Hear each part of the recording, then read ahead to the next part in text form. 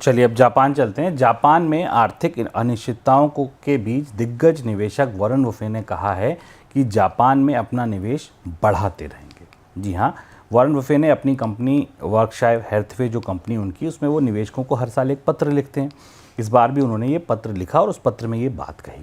6 साल पहले जापान की 5 बड़ी कंपनियों में निवेश किया गया था और कंपनी ने जापान में अब तक 13.8 अरब डॉलर का निवेश किया और उस निवेश की कीमत अब बढ़कर 23.5 अरब डॉलर हो गई है। यानी कि जो निवेश किया गया उस पर रिटर्न बेहतर मिले हैं। तो सर, ये जो चिट्ठी है, एक तो इस चिट्ठी में और क्या है खास अलग अलग मुद्दे, और दूसरा इस चिट्ठी में जो कुछ निचोड़ निकल के आया, क्योंकि इससे माना जाता है कि बाजार को, निवेशकों को दिशा मिलती है, तो चिट्ठी की निवेश रणनीति क्या इशारा करती है कि बाजार के लिए आने वाले संकेत कैसे हो सकते हैं?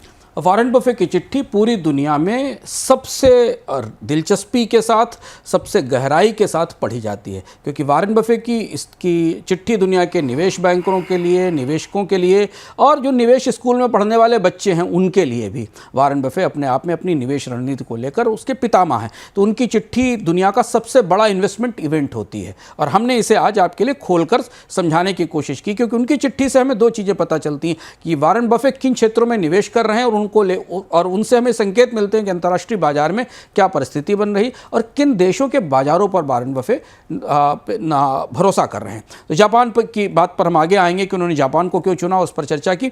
वॉरेन बफे की जो चिट्ठी है उसमें से अब हम डेटा पॉइंट की तरफ चलते हैं और कुछ महत्वपूर्ण चीज़ें निकालते हैं। शुभम, वॉरेन बफे की चिट्ठी के हिसाब से वॉरेन बफे के पास रिकॉर्ड कैश रिजर्व दिख रहा है इस समय। जो हमारे पास आंकड़ा सामने दिख रहा है उस हिसाब से वॉरेन बफे का जो कैश रिजर्व है, बर्कशायर हैथवे जो उनकी कंपनी है, उसका कैश रिजर्व पिछले साल 167.6 बिलियन डॉलर के आसपास था, जो अब बढ़कर 334 बिलियन डॉलर हो गया है।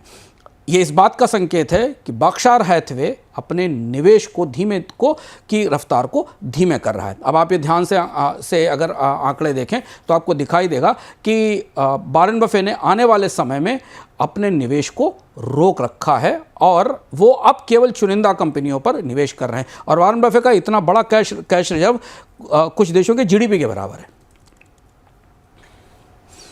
चलिए, तो सर जीडीपी के बराबर जब इतना कैश रखा है, देखिए एक चीज़ तो सर थोड़ी सी जो चुभी मुझे, वो ये चुभी, पूरी चिट्ठी मैंने देखी, कहीं भी डिविडेंड नहीं दिया गया। अगर इतना कैश था तो शेयर धारकों को डिविडेंड दे दीजिए, कुछ शेयर बायबैक कर लीजिए, कुछ भी ऐसा नहीं था। खैर, कुछ सोचा ही होगा। सर, जापान में इतना निवेश क्यों किया वॉरेन बफे ने? हाँ, दिलचस्प बात है। और जापान ने वॉरेन बफे ने अपनी चिट्ठी में अपनी एक्विजिशन स्ट्रेटजी को भी बहुत स्पष्ट नहीं किया। उन्होंने ये कहा कि मार्केट में वैल्यूएशन के बड़े कंसर्न्स हैं इस समय, इसलिए वो हिचक कर और चुनिंदा कंपनियों पर निवेश कर रहे हैं। लॉन्ग टर्म में वो ऑप्टिमिस्टिक हैं, शॉर्ट टर्म में थोड़े नेगेटिव हैं, क्योंकि जो निवेश के डाइवर्सिफिकेशन का विकल्प है वो बफे के पास नहीं है। पर जापान को लेकर वॉरेन बफे की रणनीति बेहद दिलचस्प है। जापान को आमतौर पर एक सुस्त सोती हुई अर्थव्यवस्था माना जाता है, जापान में निवेश की संभावनाएं सीमित मानी जाती हैं, लेकिन वॉरेन बफे ने पिछले 2 साल में जापान में बड़े निवेश किए हैं। जापान की जो कंपनियां, 5 बड़ी कंपनियां, उनका नाम हम आपको बताते हैं: इटोचू, मारुबेनी, मित्सुबिशी, मित्सुई और सुमितोमो।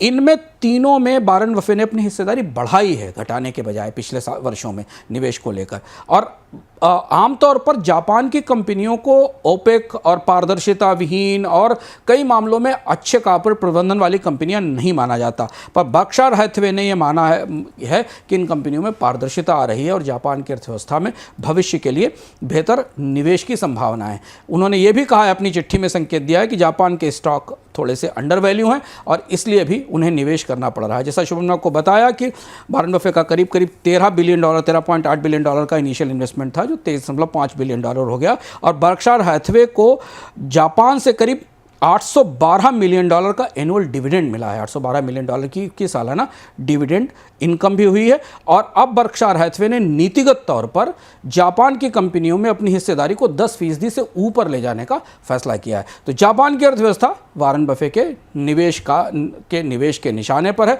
और जापान को लेकर वॉरेन बफे खासे उत्साहित दिख रहे हैं।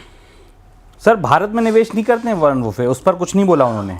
भारत को लेकर वॉरेन बफेट की रणनीति अभी तक बिल्कुल स्पष्ट नहीं। मैं काफ़ी चिट्ठी में समझने की कोशिश कर रहा था, जानने की कोशिश कर रहा था। वॉरेन बफेट ने कहा है कि भारतीय संभावना वाला बाजार है, लेकिन भारतीय बाजार में वॉरेन बफेट ने कोई बड़े निवेश की घोषणा इस बार चिट्ठी में भी नहीं की, पीछे भी संकेत नहीं दिया। चाइना के बाजार में BYD में उन्होंने इन्वेस्टमेंट किया था, ये स्पष्ट रूप से बाजार को पता था। उस निवेश में उन्होंने थोड़ी कमी की है।